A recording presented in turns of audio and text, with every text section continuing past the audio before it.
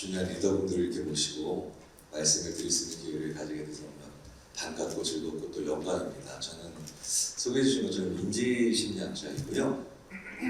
그리고 이름은 김경일이라고 합니다. 아침마당 보시는 분들은 저를 행복심리학자로 알고 계십니다.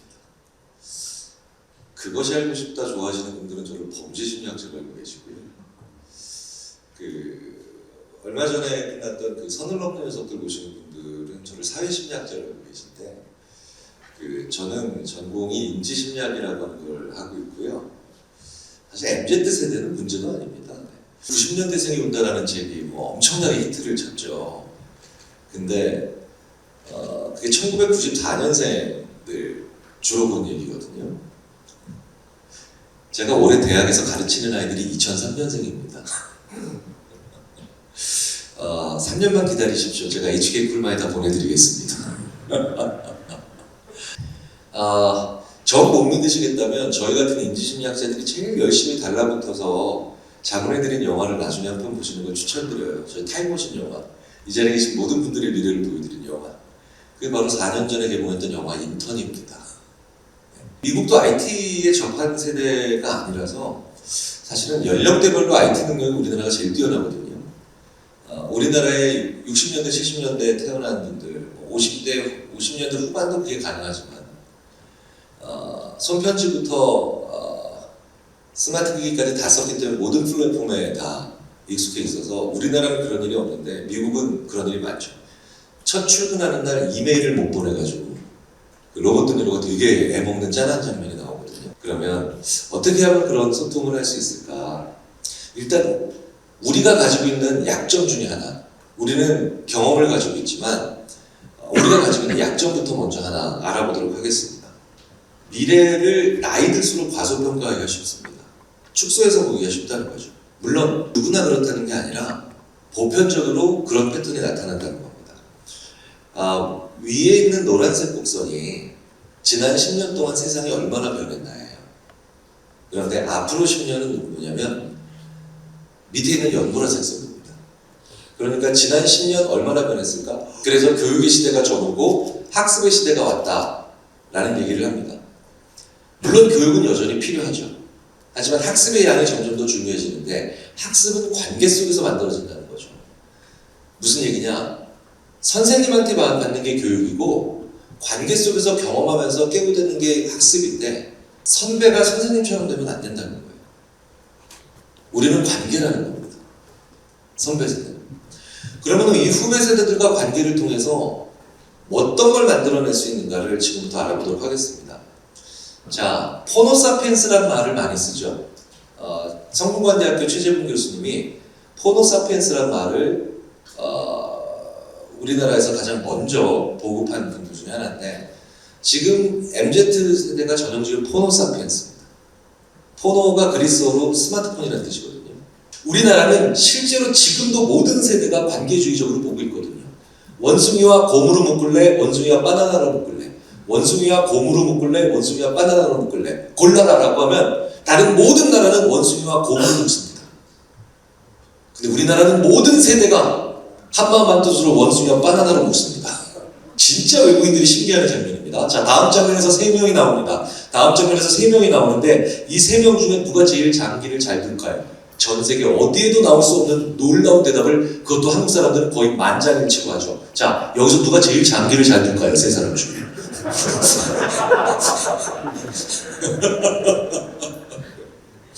놀랍게도 우리는 한마음 한뜻으로 얘를 지목합니다.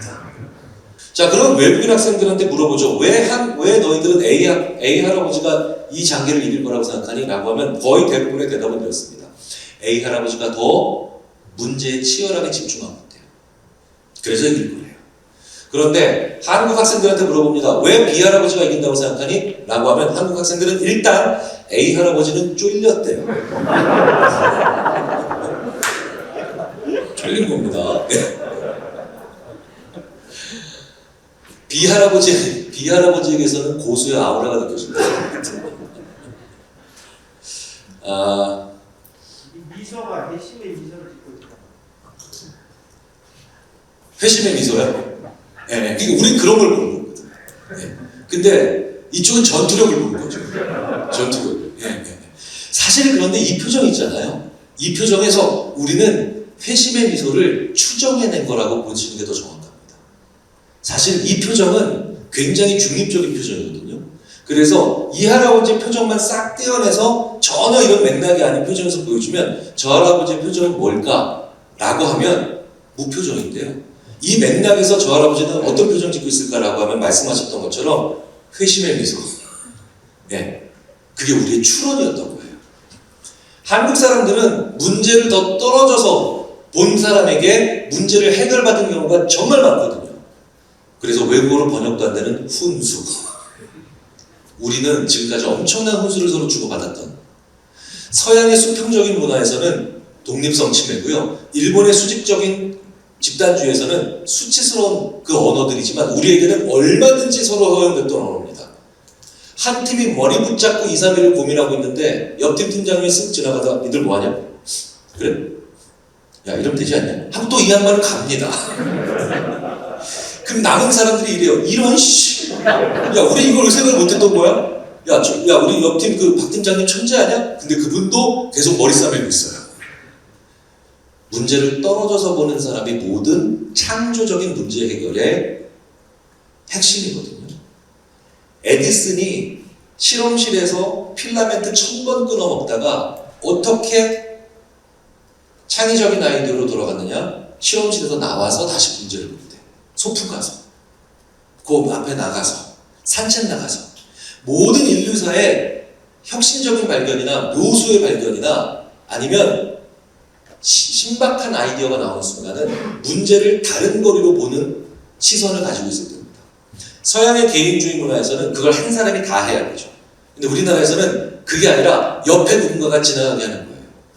자, 그렇다면 내가 한 팀의 리더인데 내 팔로우들한테 내가 줄 수 있는 건 훈수가 아니죠. 왜? 같은 거리로 보고 있거든요. 그런데 내 팔로우들에게 훈수가 잘 오게 만들려면 내가 한 팀의 리더라면 내가 어떻게 해야 됩니까? 다른 팀의 팔로우에게도 남의 부하에게도 기본적으로 배려가 있어야 돼요. 그래야 그 팀의 리더가 내 팔로우주의를 올 수 있는 여지가 생기죠. 내가 리더가 아니고 팔로우입니다. 그렇다고만 하면 또 마찬가지죠. 내가 내 리더가 아니고 남의 리더인데도 기본적으로 예의가 있어야 돼요. 그래서 남의 부하도 기본적으로 어느 정도 챙겨주고 남의 리더지만 그래도 내가 기본적인 예의를 지키는 이런 사람들로 이루어진 그런 팀이 우리나라에서는 가지고 있는 자원보다 훨씬 더 능력치가 좋은 일들이 비일비재하게 벌어집니다. 오늘의 마지막 장면인데요. 이 대각선적 관계로 300만 년짜리 적응력을 만들어낸 종이 있죠. 재미있게도 한국인과 공통점이 있습니다. 관계주의 동물입니다. 유일하게 포유류 중에. 저런 걸 관계주의적 신이라고 합니다. 관계적 신, 장면. 사자를 연구하는 외국 연구자들이 야, 얘네는 왜 멸종을 하지 않지? 다산하지도 않고 채식하지도 않는데요. 멸종하기 딱 좋은 종인데 어떻게 600만 년입니다. 사실 600만 년 멸종하지 않는 종이지? 그럼 사자의 문화는 뭐지? 유일하게 관계주의야. 그래. 야, 그럼 인간 사회에도 관계주의가 있지 않냐? 한국. 그래서 유럽의 동물학자들이 저한테 그렇게 이메일을 보내요. 전 처음에 뭔지 몰랐습니다. 왜 동물학을 사자 연구하는 사람들이 왜 나한테 이메일을 보내지? 그랬더니 이메일에 이렇게 써있어요. 사자가 관계주의적 동물에서 보냅니다. 그래서 제가 답장을 이렇게 썼죠. In Korea, mascot is tiger. 우리 마스코트 호랑인데? 저도 궁금한 게 있으니까. 동물학자들이 의외로 인간 사회에 대해서 많은 걸 알고 있더군요. 모든 문화는 자기네 나라의 혹은 자기 문화와 가장 이질적인 동물을 마스코트로 삼는 됩니다. 호랑이는 이 지구상에서 가장 퍼펙트한 개인주의적 동물입니다. 왜? 그래야 미스테리가 만들어지고 그래야 그게 영물이 될 수 있기 때문이에요.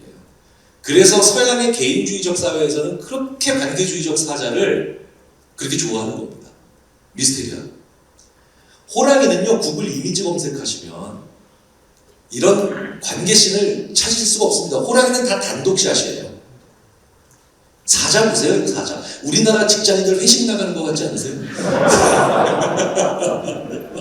여기 부장님 나가시지 않습니까? 신입사원 뒤에 비용도 사자는 사냥에 성공합니다. 사냥은 그 무엇보다도 돌발 변수가 많은 거죠. 그 무엇보다도 예측하지 못한 그런 돌발 상황이 많이 벌어집니다. 그래서 사자는 한 팀이 사냥을 할 때 필연적으로 다른 팀의 누군가로부터 우연하든 필연이든 살짝 도움을 받는 경우가 많답니다. 자, 근데 사냥을 성공했습니다. 사냥을 성공했는데 이런 리더가 있대요. 야, 우리 사냥 성공했는데 아까 우리 사냥 도왔던 남의 부하가 있죠. 걔를 잊지 않는 리더가 있어요. 야, 걔 데리고 와. 이거 띄워줘. 이 리더가 조직에서 계속 성장하는 구조로 되어 있습니다. 왜? 내 보스가 아니라 남의 보스인데도 내가 했던 우연한 기여를 별뜻 없이 했던 기여를 그 남의 리더가 남의 보스가 잊지를 않아요. 그렇기 때문에 이걸 한번 받아본 남의 보스에게 뭔가 살짝 하나를 받아본 이 사자들이 많아지면 그 사자의 무리는 우리로 치자면 부서 이기주의라는 게 생길 수도 없죠. 계속해서 내 팀에 피해가 가지 않는다면 내 보스에 대한 충성에 문제가 생기지 않는 선에서는 계속해서 슬쩍슬쩍 다른 팀의 사냥에 도움을 주는 순수의 구조가 만들어집니다. 그래서 이런 사자들이 점점 이런 리더들이 계속해서 성장하는 구조를 가지고 있죠. 우리나라의 관계주의 문화는 훈수가 정말 중요한 그 한 방이고요. 그 한 방을 위해서 남의 부하, 남의 리더에게도 기본적으로 배려하고 그리고 존경과 예의를 표시하는 이 대각선적 관계를 한번 잘 고민해 보시면 정말 우연을 가장한 필연의 훈수들이 내 팀을 위해, 내 조직을 위해서 계속해서 만들어갈 겁니다. 인간보다 생존의 역사가 더 길다라고 자꾸 생물학자들이 표현하는 저 사자는 가장 멸종하기 쉬운 종인데도 불구하고 600만 년의 적응력을 저 하나의 역량으로 가지고 있다는 거. 관계주의 한국 문화에서 한 번쯤은 우리가 꼭 고민해봐야 될 얘기가 아닐까 싶어서 마지막으로 말씀을 드렸습니다. 감사합니다. 마치겠습니다.